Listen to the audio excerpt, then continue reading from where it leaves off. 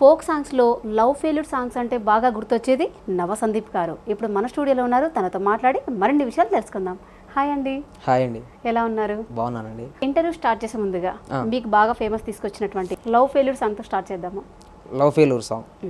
మరిచేపోయావా నువ్వు, మారిపోయావా, ఒంటరి చేసావా, నన్ను వదిలేసి వెళ్ళావా, ఎవ్వరు లేని ఏకాకిలాగా మిగిలానే ఓ పిల్ల, అందమైన నా జీవితం అంతా ఆగమయ్యిందే నీ వల్ల. మరిచేపోయావా మనసా, మారిపోయావా. నేనేదో రావాలని రాలాగానే ఇంట్లో నుంచి పారిపోయి వచ్చేసిన.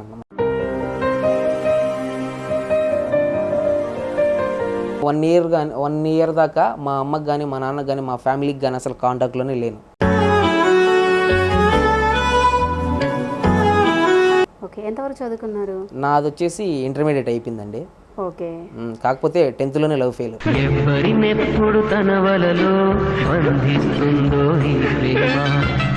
ఇంకా నా వల్ల కావట్లా. ఇంకా ఉంటుంది కదా లవ్ ఫెయిల్యూర్ అంటే గుర్తుకు రావడం అది ఇది అని చెప్పేసి.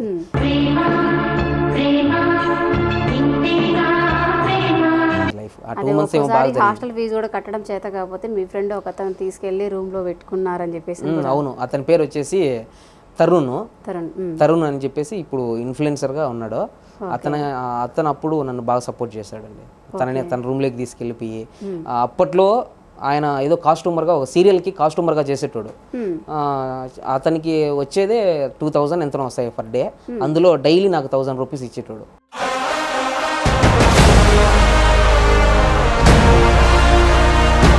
దాని తర్వాత ఏంటంటే ఇప్పుడు మన ఫ్రూట్ షాపులు ఉంటాయి కదా, ఫ్రూట్ షాప్లో అవి ఏంటంటే ఈవినింగ్ నైట్ టైంకి ఎత్తేసి అవి పాడైపోయిన పళ్ళు ఉంటాయి కదా, అవి అలా చెత్తలో పడేస్తారనమాట. నేను మా ఫ్రెండ్ ఒకడు వాడు ఇద్దరం వెళ్ళేసి అవి తినేసి పడుకునేటోళ్ళం అనమాట. అయ్యో,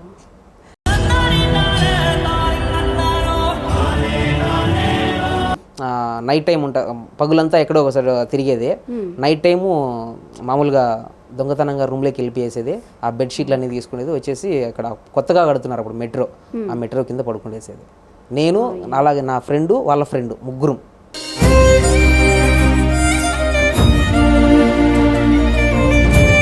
అవును, నా కోసం మీరు రాసిన సాంగ్స్లో ఇంకా మంచి సాంగ్ నా కోసం పాడతారా?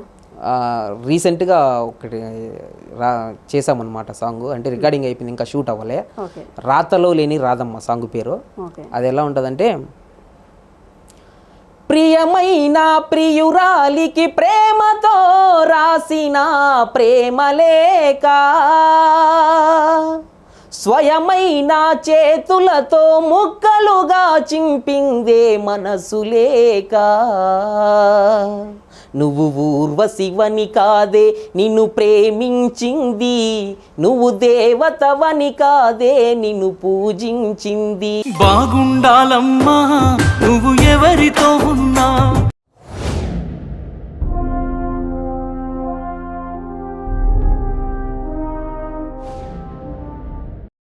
హాయ్, హలో, నమస్తే, welcome to IQTV Telugu channel. నేను మీ శిల్పారెడ్డి. ఫోక్ సాంగ్స్లో లవ్ ఫెయిల్యూర్ సాంగ్స్ అంటే బాగా గుర్తొచ్చేది నవ సందీప్ గారు. ఇప్పుడు మన స్టూడియోలో ఉన్నారు. తనతో మాట్లాడి మరిన్ని విషయాలు తెలుసుకుందాం. హాయ్ అండి. హాయ్ అండి. ఎలా ఉన్నారు? బాగున్నానండి. బాగున్నారా? చాలా బాగున్నాను. ఓకే, ఇంటర్వ్యూ స్టార్ట్ చేసే ముందుగా మీకు బాగా ఫేమస్ తీసుకొచ్చినటువంటి లవ్ ఫెయిల్యూర్ సాంగ్తో స్టార్ట్ చేద్దాము. Love failure song. నా సాంగ్స్లో బాగా పేరు తీసుకొచ్చిన సాంగ్ అంటే నల్లమబ్బులోనా అని చెప్పి ఒక సాంగ్. అది 50 million అబోవ్ వ్యూస్ వెళ్ళింది. ఇప్పుడు మళ్ళీ దాన్ని part 2 చేస్తున్నాము. అది ఒకసారి పాడతాను.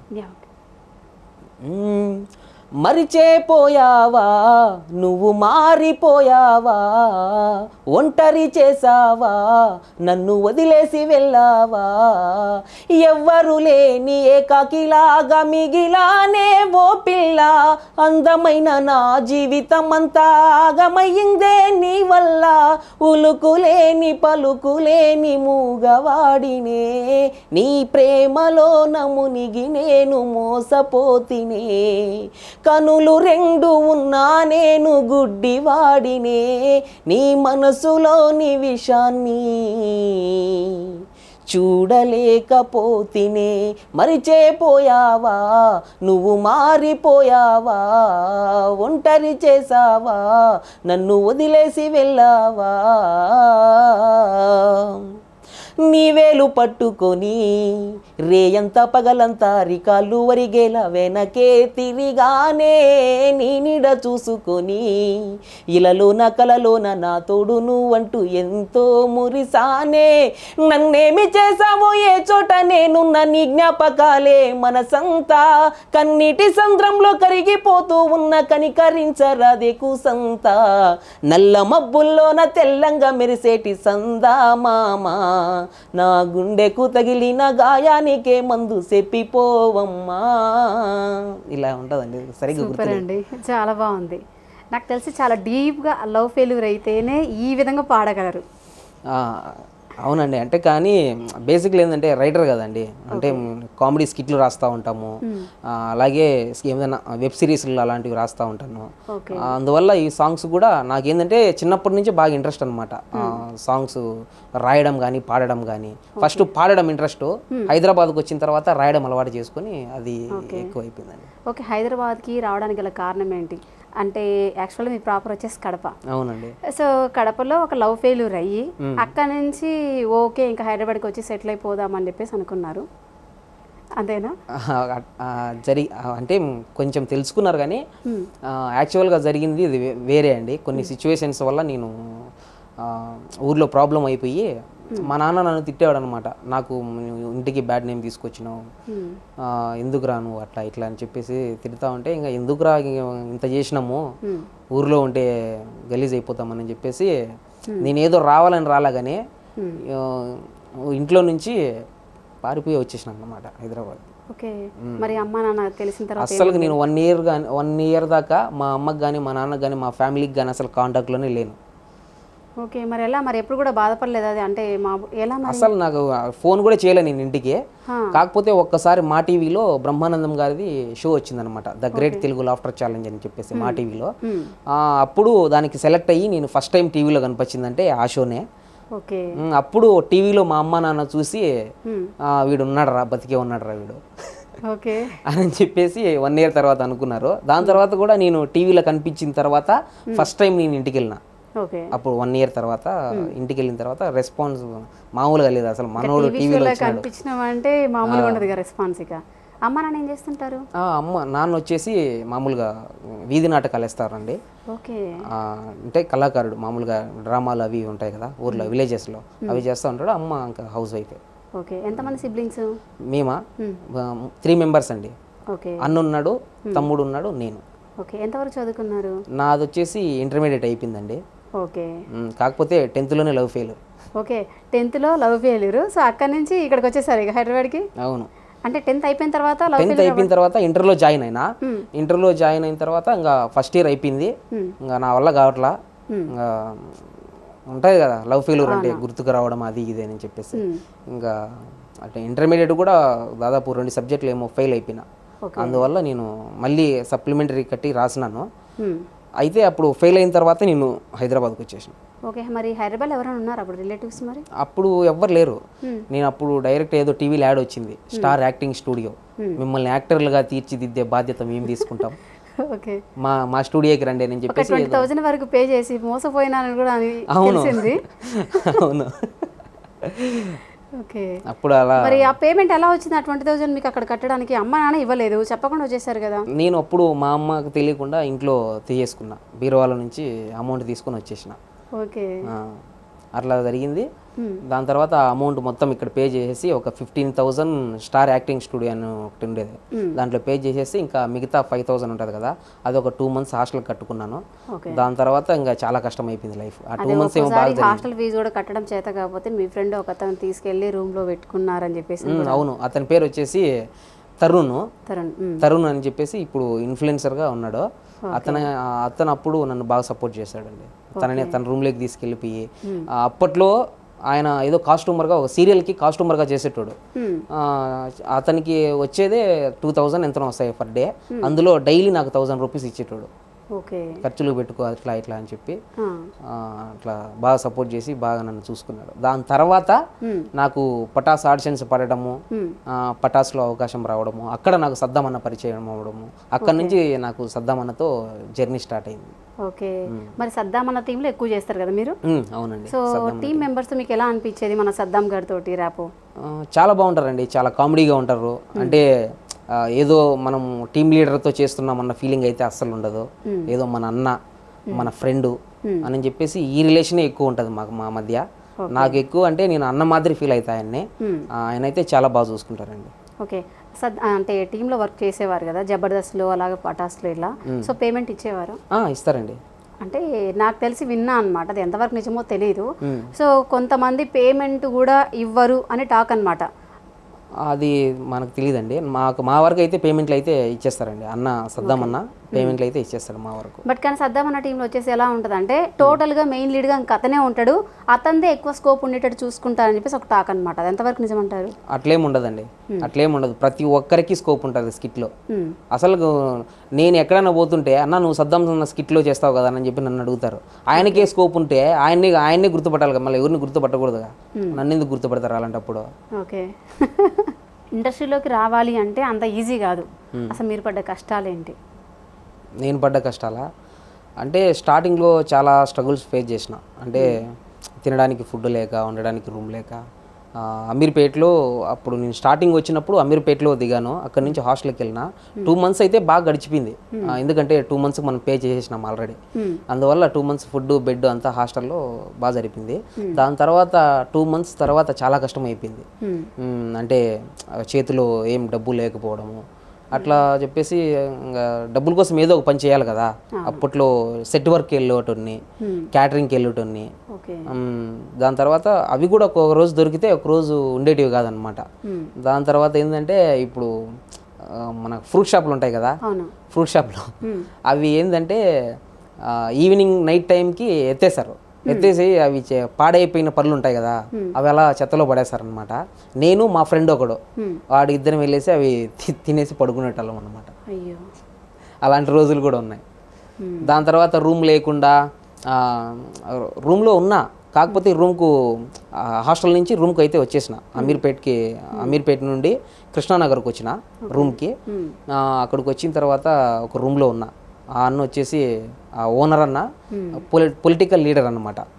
అయితే మా ఎమ్మెల్యేకి సాంగ్ రాస్తావరా, నీకు ఫుడ్ బెడ్ అంతా నేనే చూసుకుంటాను అని చెప్తే సరే అన్న రాస్తానన్న అని చెప్పేసి అప్పుడు ఆయన Jubilee hills MLA Maganti Gopinath గారు, ఆయనకి నేను ఫస్ట్ సాంగ్ రాసిన. అప్పుడు ఆయనకి నేను ఫస్ట్ సాంగ్ రాస్తే అది వాళ్ళకి చాలా బాగా నచ్చి అప్పుడు వాళ్ళు కొద్ది రోజులు నన్ను అక్కడే రూము ఫుడ్ బెడ్ నాకు ఇచ్చారనమాట. ఇచ్చిన తర్వాత ఇంకా వాళ్ళ మమ్మీ ఏంటంటే కొంచెం అంటే ఇంకా ఎన్ని రోజులు ఉంటాడు అట్లా ఇట్లా అని చెప్పేసి డైలీ వచ్చి రెంట్ అడిగేది. అయ్యో ఇట్లా రెంట్ అడుగుతుంది మన దగ్గర లేదే ఎట్లా అని చెప్పేసి నైట్ టైం పగులంతా ఎక్కడో ఒకసారి తిరిగేది. నైట్ టైము మామూలుగా దొంగతనంగా రూమ్లోకి వెళ్ళిపోయేసేది. ఆ బెడ్షీట్లు అన్నీ తీసుకునేది, వచ్చేసి అక్కడ కొత్తగా కడుతున్నారు అప్పుడు మెట్రో, ఆ మెట్రో కింద పడుకునేసేది. నేను అలాగే నా ఫ్రెండు వాళ్ళ ఫ్రెండు ముగ్గురం అట్లా. అలాంటి రోజులు కూడా ఉన్నాయన్నమాట. సో అంత కష్టపడ్డారు కాబట్టి ప్రజెంట్ ఈ స్టేజ్లో ఉన్నారు. అవునండి. అంటే స్టేజ్ అనేది కాదు కానీ అంటే కష్టాలు ఎవరు చెప్పుకోరో, ఏదో కష్టాలు చెప్పుకుంటే ఏదో అంటారు కదా, కానీ కష్టాలు చెప్పుకుంటేనే పక్క వాళ్ళకి కూడా ఓకే ఇంత కష్టం ఉంటుందా మన లైఫ్లో సక్సెస్ అవ్వాలంటే అనేది వాళ్ళకి కూడా తెలుస్తుంది. అవునండి. కాకపోతే ఇప్పుడు చాలామంది నాకు ఇన్స్టాలో కానీ ఫేస్బుక్లో కానీ చాలామంది మెసేజ్ చేస్తున్నారు, అన్న నేను ఇట్లా వచ్చేయాలనుకుంటున్నాను, అన్న ఇండస్ట్రీకి వచ్చేద్దాం అనుకుంటున్నాను, నేను ఏదో ఒకటి చేయాలా, నాకు ఏదో ఒకటి ఆపర్చునిటీ చూపి అని చెప్పి అడుగుతున్నారు అనమాట. వాళ్ళకి ఏంటంటే ఏదో ఒక టాలెంట్ ఉంటేనే ఇండస్ట్రీకి వస్తే మంచిది అని చెప్పేసి నా అభిప్రాయం. ఎందుకంటే ఏం టాలెంట్ లేకుండా వచ్చేసి వర్కులుగా సెట్ వర్క్ అవి ఇవి వర్కులు చేసుకుంటా ఎన్నాళ్ళని బతుకుతారు చెప్పు. అందువల్ల ఏదో ఒక చిన్న టాలెంట్ ఉన్నా కానీ వస్తే మంచిది, లేదంటే కనుక ఇంటి దగ్గర ఏదో ఒక పని చేసుకుని ఉండిపోవడం బెటర్ అని చెప్పి నా ఫీలింగ్. అవును. నా కోసం మీరు రాసిన సాంగ్స్లో ఇంకా మంచి సాంగ్ నా కోసం పాడతారా? రీసెంట్గా ఒకటి చేసామన్నమాట సాంగ్, అంటే రికార్డింగ్ అయిపోయింది, ఇంకా షూట్ అవ్వలే. రాతలో లేని రాధమ్మ సాంగ్ పేరు. అది ఎలా ఉంటుందంటే, ప్రియమైన ప్రియురాలికి ప్రేమతో రాసిన ప్రేమలేక, స్వయమైన చేతులతో ముక్కలుగా చింపిందే మనసు లేక నువ్వు ఊర్వశివని కాదే నిన్ను ప్రేమించింది, నువ్వు దేవతవని కాదే నిన్ను పూజించింది, నువ్వు నింగివని కాదే నేలనేనయ్యింది, నా ప్రాణం అనే కదా నీకు అలుసయ్యింది. రాతలో లేని రాదమ్మ చెప్పలేనంత బాధమ్మ తానా అలా ఉంటుంది. మర్చిపోయినా కొంచెం ఈ సాంగ్. బాగుంది. ఎందుకని ఎక్కువగా లవ్ ఫెయిల్యూర్ సాంగ్స్ తీస్తుంటారు, రాస్తుంటారు, మీరే పాడుతుంటారు కూడా, ఎందుకని? అంటే చాలా మంది అడుగుతున్నారండి. అంటే నేను లవ్ ఫెయిల్యూరే కాదనట్లేదు, కానీ చాలా మంది ఏంటంటే నువ్వు చాలా డీప్గా లవ్ చేసినావు, చాలా డీప్గా మోసపోయినావు, అమ్మాయి నిన్ను చాలా దారుణంగా మోసం చేసింది, అందుకే ఇలాంటి వర్డ్స్ వస్తున్నాయి, అందుకే ఇలాంటి సాంగ్స్ రాస్తున్నావు అని చెప్పేసి చాలా మంది నన్ను అడుగుతున్నారు. అలాంటిది ఏం కాదండి. నాకు ఏంటంటే ఫస్ట్ అనిత సాంగ్ అని మన ఒక సింగర్ నాగరాజ్ అన్న సాంగ్ నాకు బాగా ఇష్టం చిన్నప్పటి నుంచి. అలా ఈయన రాసినాడు మనం ఎందుకు రాయకూడదు అని చెప్పేసి ఒక థాట్ ఉండేది ఎప్పుడో చిన్నప్పటి నుంచే. కాకపోతే మళ్ళీ ఇండస్ట్రీకి వచ్చిన తర్వాత ఏంటంటే రామ్ లక్ష్మణ్స్ అని ఉన్నారనమాట. వాళ్ళ సాంగ్స్ నాకు బాగా అంటే అప్పుడు ఇష్టము, ప్లస్ వాళ్ళలా రాయాలని చెప్పేసి ఒక థాట్ ఉండేది నాకు. అప్పుడు నేను ఒక సాంగ్ రాశాను అనమాట. నా first song love failure song ఇది చినుకు చినుకుల వాన అని చెప్పేసి ఒక సాంగ్. ఆ సాంగా మరిచిపోలేకుంది ప్రాణమే, మరిచిపోలేకుంది ప్రాణమే, నా గుండెలో నీకే కట్టిన గుడిలో కొలువైన దేవత, మరిచిపోలేకుంది ప్రాణమే, మారిపోయావే నువ్వే, మరిచిపోయావే నన్నే, నా దారి మళ్ళించి నీ దారి రప్పించి ఏ దారి లేకుండా చేసేసావే. ఇలా ఉంటుంది. అది కొంచెం నాకు సరిగ్గా గుర్తులేవు, ఎప్పుడో రాసిన సాంగ్స్ కదా. ఓకే, ఈ సాంగ్స్ రాయడం ఎప్పటి నుంచి స్టార్ట్ చేశారు? ఈ సాంగ్స్ రాయడమా నేను ఇండస్ట్రీకి వచ్చిన తర్వాతనే, ఇండస్ట్రీలో అడుగు పెట్టిన తర్వాతనే స్టార్ట్ చేశానండి. ఊర్లో ఉన్నప్పుడు ఏంటంటే పాడేటోని ఎక్కువ. మా నాన్న ఎందుకంటే మా కుటుంబ నేపథ్యం అలాంటిది అనమాట. మా నాన్న జానపద కళాకారుడు. ఆయన ఎప్పుడు ఇంట్లో మామూలుగా అదే ఉంటాయి కదా అవి వాయిస్తూ సాంగ్స్ పాడేటాడు అనమాట. ఆయన చూస్తూ మేము పెరిగామన్నమాట. అందువల్ల మాకు సాంగ్స్ పాడడం బాగా అలవాటు అయిపోయింది. ఊర్లో ఉన్నప్పుడు బాగా పాడేటోని. హైదరాబాద్కి వచ్చిన తర్వాత రాయడం నేర్చుకున్నా. ఓకే, అంటే ఎవరి దగ్గర నేర్చుకున్నారా లేదంటే మీ ఓన్గా ట్రై చేశారా? నా ఓన్గానే ట్రై చేసాను. ఎందుకంటే నేను తెలుగులో మామూలుగా ఇట్లా పద్యాలు ఉంటాయి కదా, అవి బాగా నాకు చదువుతా, ప్లస్ వాటి మీనింగ్ తెలుసుకుంటా నేను. అందువల్ల నేను 10th క్లాస్లో తెలుగులో నేను బాగా టాపర్ అనమాట. Okay, super. అందువల్ల నాకు తెలుగు అట్లా పదాల మీద బాగా అవగాహన ఉంది. అందువల్ల బాగా రాయగలుగుతాను అని చెప్పి. సింగర్గా అంటే మీ ఫ్యామిలీ తోటి ఉంది కాబట్టి ఇంకా అలానే వచ్చేసారు మీరు కూడా. సంగీతం నేర్చుకోవడం ఏం లేదు, డైరెక్ట్గా లేదండి, అంతే డైరెక్ట్ అటాకే. Okay, super. మీ ఆర్థిక పరిస్థితి ఎలా ఉంది ఇప్పుడు? ఆర్థిక పరిస్థితి అంటే మాది అంటే రియల్గానే చాలా పేద కుటుంబం అండి. అదే ఇప్పుడు ఏదన్నా మా నాన్న మేము చిన్నప్పుడు అయితే మా అమ్మ కువైట్కి వెళ్ళిండేది అప్పట్లో. నాన్నగారు వచ్చేసి ఇంకా మామూలుగా అదే ఇలా ఏమైనా నాటకాలు ప్రోగ్రామ్స్ అవి ఉంటే కనుక వాటి మీదనే జీవనం సాగిపోయేది అనమాట. ఇప్పుడు కొంచెం పర్లా. ఓకే, లవ్ ఏమైనా ఉందా? లవ్వా అంటే 10th లవ్ అంటే అది కామన్, అది ఏదో అట్రాక్షన్ అనమాట. ఇప్పుడు ఏమన్నా లవ్ ఏమన్నా ఉందా? ప్రెసెంట్ లవ్వా ఉందండి. ఏం పేరు అమ్మాయి పేరు? అమ్మాయి పేరా? ప్రొఫెషన్. ఓకే, అంటే ఇప్పుడు అంటే కాంటాక్ట్లో ఉంటున్నారా? నాకు అసలు లవర్ లేదండి. నేను చెప్తున్నా నా ప్రొఫెషనే నా లవర్ అని చెప్తున్నా మీకు. అంతేనా? ఏమో అమ్మాయి పేరు డిఫరెంట్ ఇట్లా కూడా పెట్టచ్చేమో, మీరు పెట్టారేమో అని. అట్లేం లేదు. ఓకే, సో ఎటువంటి వైఫ్ వస్తే బాగుంటుందని చెప్పేసి అనుకుంటున్నారు? నాకా? మీకే ఎటువంటి వైఫ్ అంటే ఏముందండి, ఒక సింగర్ అయితే కనుక బాగుంటుంది అని. అంటే మీరు సింగర్, తను కూడా సింగర్ అనమాట. ఓకే, తను కూడా లవ్ ఫెయిల్యూర్ సాంగ్స్ పాడితే బాగుంటుందా? లవ్ ఫెయిల్యూర్ కాదు కానీ జస్ట్ పాటలు పాడగలిగితే చాలు అని చెప్పి నా లైఫ్లో కూడా ఒక సింగర్ రావాలి అమ్మాయి అని చెప్పేసి నీకు. ఓకే, ఫ్యూచర్లో ఏమవ్వాలనుకుంటున్నారు ఇంకా? ఫ్యూచర్లోనా చాలా గోల్స్ ఉన్నాయండి. ఇప్పుడు ఒక మంచి రైటర్ అవుదామని ఉంది. అలాగే ఏమన్నా ఆపర్చునిటీస్ వస్తే మంచి యాక్టర్ అవ్వాలని ఉంది. చాలా గోల్స్ ఉన్నాయి. కాకపోతే టైం పట్టుద్ది, ఎందుకంటే అన్నీ అనుకోగానే మన దగ్గరికి రావు కదా. టైం జబర్దస్త్లో ఇంకా చేస్తున్నారా? జబర్దస్త్ రీసెంట్గా అన్న వాళ్ళు మానేశారండి. ఓకే. దాని తర్వాత మళ్ళీ షెడ్యూల్ చెప్పాడు, నిన్ననే కాల్ చేశాడు సద్దామన్న, ఇట్లా మళ్ళీ వెళ్తున్నాం రా నేను చెప్తే మేబీ నెక్స్ట్ షెడ్యూల్ ఏమన్నా ప్లాన్ ఉండొచ్చండి. ఓకే. మీరు ఒక సాంగ్ రాయడానికి ఎంత టైం తీసుకుంటారు? నేనా అండి, అంటే సాంగ్ మంచిగా రావాలని చెప్పేసి నాకు ఉంటుంది. కాకపోతే అందువల్ల నేను ఏం చేస్తానంటే, నాకు మైండ్ బాగున్నప్పుడు, నేను మంచి మూడ్లో ఉన్నప్పుడు ఒకసారి పల్లవి రాసుకుంటా, ఇంకొక రోజు చరణం రాసుకుంటా. అంటే నాకు నేను ఎప్పుడన్నా ఫ్రీగా ఉన్నప్పుడు మాత్రమే. లేదు నేను పర్టికులర్గా సాంగ్ రాయాలా, ఈరోజు దీన్ని కంప్లీట్ చేయాలంటే మాత్రం ఒక హాఫ్ అన్ అవర్ 1 అవర్లో సాంగ్ రాయేస్తా. ఓకే. నార్మల్గా కొంతమంది సాంగ్స్ రాస్తే ప్రాస ఉండదు, బట్ మీరు ప్రతి సాంగ్లో ప్రాస అనేది ఉంటుంది. సో ఈ ప్రాస రావాలంటే ఏమైనా బుక్స్ చదువుతున్నారా? How is it possible? అంటే నేను మన త్రివిక్రమ్ గారు ఒక ఇంటర్వ్యూలో చెప్పారండి, సిరివెన్నెల సీతారామ శాస్త్రి గారు ఒక ఏదో బుక్ సజెషన్ చేశారంట ఆయనకి, శబ్దరత్నాకరం ఇది చదువు అని చెప్పి. దాంట్లో ఉన్న వర్డ్స్కి ఆయన మీనింగ్స్ తెలుసుకున్నారంట. ఆ ఇంటర్వ్యూ నేను చూసి మా ఫ్రెండ్ గారిని వేసుకొని ఉప్పల్ వెళ్ళిపోయినా. ఉప్పల్గా కోటికి వెళ్ళిపోయినా. కోటికి వెళ్ళి అక్కడ అడిగిన, అక్కడ బుక్స్ ఎక్కువ ఉంటాయి అన్నమాట. అక్కడ చాలా బుక్ స్టాల్లు తిరిగినాము, శబ్దరత్నాకరం బుక్ మాత్రం లేదంటున్నారు. లేదనే కొద్దికి మళ్ళీ కొంచెం అంటే అలా షాపులు అన్నీ తిరుగుతుండగా ఒక ఆయన వండుకొని నా దగ్గర ఉంది, కాకపోతే ఇప్పుడు లేదు, నీకోసం తెప్పిస్తాను, తెప్పిమంటే ఒక అడ్వాన్స్ 1000 రూపీస్ పే చేయి అది అని చెప్పి చెప్పాడు. సరే అని చెప్పేసి 1000 రూపీస్ పే చేసినాము. ఆయన బుక్ వచ్చిన తర్వాత మాకు కాల్ చేశాడు. నేను వెళ్ళి తెచ్చుకొని దాన్ని చదవడం బాగా అలవాటు చేసుకున్నా. ప్లస్ దాంట్లో ఉన్న వర్డ్స్కి మీనింగ్స్ కూడా బాగా తెలుసుకున్నా. ఓకే. సో దానివల్ల ప్రాస పర్ఫెక్ట్ రాసిస్తున్నారు. అవునండి. ఆ ప్రాస లేకపోతే కనుక సాంగ్ ఏంటంటే వినసొంపుగా ఉండదు అనమాట. అవును. అందువల్ల నేను ప్రాసలు వచ్చేట్టుగా చూసుకుంటా సాంగ్. ఓకే. సో మీరు సాంగ్స్ పాడడమే కాదు, యాక్టింగ్ కూడా బాగా చేస్తున్నారు కాబట్టి, సో యాక్టింగ్ అవకాశం మీకు ఎవరు ఇచ్చారు ఈ సాంగ్స్లోనా? అంటే నా ఫస్ట్ సాంగ్ అప్పుడేనండి, అది చినుకు చినుకుల వాన అని చెప్పేసి ఒక సాంగ్. మన డీజే శివ అని ఒకతను ఉన్నాడు అనమాట. రీసెంట్గా ఒకటి సెలయేళ్ళు పారుతుంటే సాంగ్ అని విన్నారా? విన్నా.